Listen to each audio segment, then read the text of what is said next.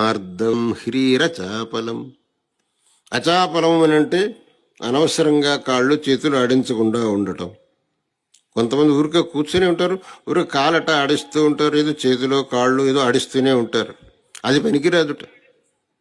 ధర్మశాస్త్రంలో వెనక ఒక మాట చెప్పారు, లోష్టవర్ధీ తృణచ్ఛేది నఖఖాదీ చయో నరః సనూనం నిరయం యాతి సూచకో శుచిరేవచ. వెనక నేల అంత మట్టి నేల, ఆ నేల మీద గడ్డి మొలిచేది, అక్కడే కూర్చుండేవాళ్ళు. ఆ మొలిచిన గడ్డిని మెల్లగా తీసి దాన్ని తుంచుతూ ఉండేవాళ్ళు. ఆ కైకి చేతికి చిక్కిన గడ్డి పేరకం తీసుకొని దాన్ని తుంచుతూ ఉండేవాడు. అది తప్పు అన్నాడు ధర్మశాస్త్రకారుడు. నీకెందుకు ఊరికే కూర్చోలేవు, ఊరికే ఆ గడ్డికి తుంచుతూ కూర్చున్నావేమిటి? అట్లాగే చిన్న చిన్న మట్టి పెడ్డలు ఉంటే వాడిని కొట్టి పొడి చేస్తూ ఉండేవాడు. అదెందుకు ఊరు కూర్చోలేవు? లేదు, గోళ్ళు గిల్లుకుంటూ ఉండేది, గోళ్ళు నోట్లో పెట్టుకొని ఆ గోళ్ళు తీసుకోవటం. ఇవి వాళ్ళు పరిగణించారు ధర్మశాస్త్రం. ఇట్లా ఎంత చేస్తారు. లోష్టమర్ది, అదే ఆ మట్టి పెళ్ళలను కొట్టడం. తృణచ్ఛేది, ఆ గడ్డి పెరకలను తుంచటం.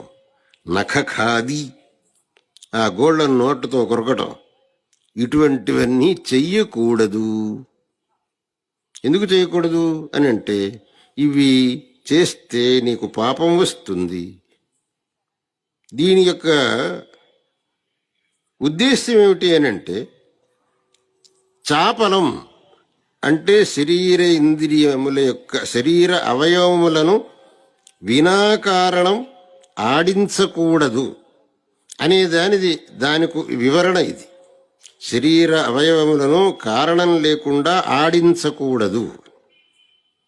ఈ విధంగా ఎవడైతే ఉంటాడో వాడు దైవీ సంపత్తు కలిగినవాడు. ఏతద్వ్యతిరిక్తంగా ఉండేవాడు ఆసురీ సంపత్తు కలిగినవాడు. ఏతద్వ్యతిరిక్తంగా అంటే ఇందాక చెప్పిన వాటికన్నిటికీ వ్యతిరిక్తంగా, దానికి ఆపోజిట్గా ఉండేవాడు ఆసురీ సంపత్తు. నీకేది కావాలి? నీకు మోక్ష మార్గం కావాలా, లేదు నరక మార్గం కావాలా? మోక్ష మార్గం కావాలంటే ఇదిగో ఇటురా, నరక మార్గం కావాలంటే అటుపో. దైవీ సంపద్విమోక్షాయ నిబంధాయ ఆసురీమత అని